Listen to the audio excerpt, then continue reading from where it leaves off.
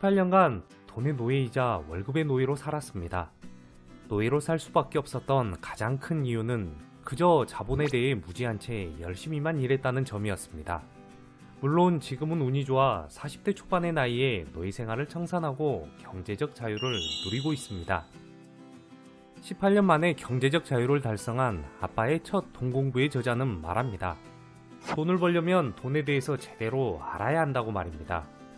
돈을 이해한다라는 말은 좀 더 세련되게 표현하면 자본주의를 이해한다라는 말이 될 것입니다. 그럼 자본주의 사회에서 살아남으려면 어떻게 해야 할까요? 정답은 간단합니다. 바로 자본가가 되는 것입니다. 자본가란 돈을 가진 사람입니다. 여기서 중요한 점은 돈을 그저 노동력의 산물쯤으로 여기는 사람들은 돈을 많이 벌 수 없다는 점입니다. 쉽게 말해 그저 열심히만 해서는 경제적 자유를 달성하지 못한다는 의미입니다.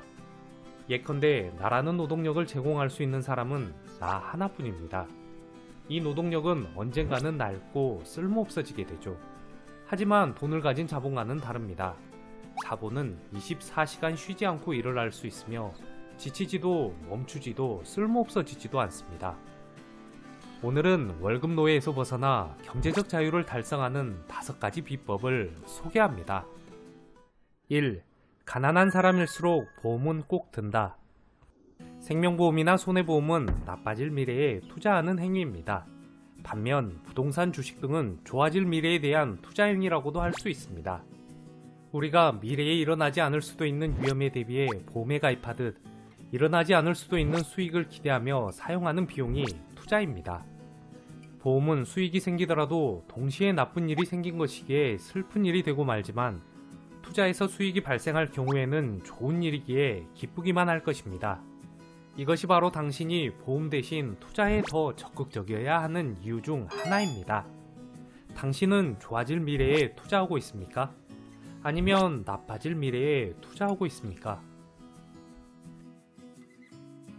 2. 맥도날드 레이크록처럼 생각하기. 영화 파운더에는 세계에서 가장 유명한 패스트푸드점인 맥도날드의 창립 과정이 얽힌 숨은 이야기가 담겨 있습니다. 52세의 믹서기 판매원 레이크록은 단지 30초 만에 나오는 혁신적인 햄버거 시스템 맥도날드에 놀라는데요. 그는 맥도날드를 보자마자 곧 엄청난 사업이 될 것이라 직감합니다. 그리고 맥도날드 형제와 동업하지만 이내 사사건건 부딪히며 스스로 파운더가 되기로 결심합니다. 결국 그는 햄버거를 파는 푸드 사업을 성공시키고 이어서 부동산 투자 회사를 만들며 맥도날드라 불리는 거대한 제국을 건설합니다. 아마 여러분은 맥도날드의 주 수입원을 햄버거 장사라 생각하실 겁니다. 하지만 맥도날드란 기업의 매출 성적을 분석해보면 단순 햄버거 장사를 떠나서 엄청난 부동산 기업임을 알 수 있습니다. 맥도날드의 전 최고 재무 책임자였던 해리 제이 손해보는 이러한 말을 남겼습니다. 맥도날드는 엄격히 따지면 푸드 사업을 하는 게 아닙니다. 우리는 부동산 사업을 하고 있습니다. 우리가 15센트짜리 햄버거를 판매하는 이유는 단순히 임대 사업을 하기 위한 가장 좋은 미끼이기 때문입니다. 맥도날드의 부동산 사업은 지금까지도 훌륭한 수익 모델 전략으로 평가받고 있습니다. 영화 파운더를 통해 사업 기획과 자본주의 이면에서 돌아가는 수익 모델을 살펴보면 많은 도움이 되실 겁니다. 3. 직접적인 수익을 노려라. 18년간의 직장 생활을 돌아보니 내가 돈을 간접적인 목표로 삼았던 시절에는 어떻게 하면 내 전문 분야에서 더 훌륭한 성과를 낼 수 있을지만 생각했습니다. 또 어떻게 하면 회사에서 더 인정받을 수 있을지를 고민하고 그에 합당한 노력을 기울였던 것 같습니다.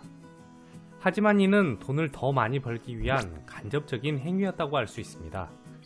저축이나 투자처럼 실제 돈을 더 많이 버는데 필요한 직접적인 노력은 등한시하고 먼 길을 돌아서 또 수박의 겉만 앓는 소극적이고 간접적인 노력만을 하며 살았던 것입니다. 배가 고프면 바로 먹어야 합니다. 돈을 얻으려면 바로 돈이 들어오는 직접적인 구조를 만들어야만 합니다. 4. 슬기로운 현금 사용법.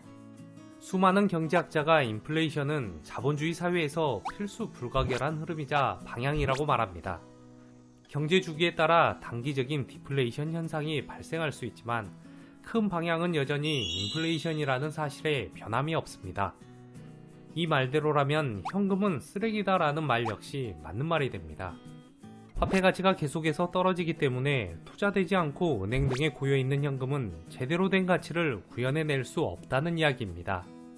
이 같은 관점에서 보면 현금은 무위험의 수익성 자산이 아니라 무수익의 위험성 자산인 셈입니다. 아무 일도 하지 않는 현금은 가치가 없지만 더 큰 일을 하기 위해 준비 중인 현금은 큰 가치를 지닙니다.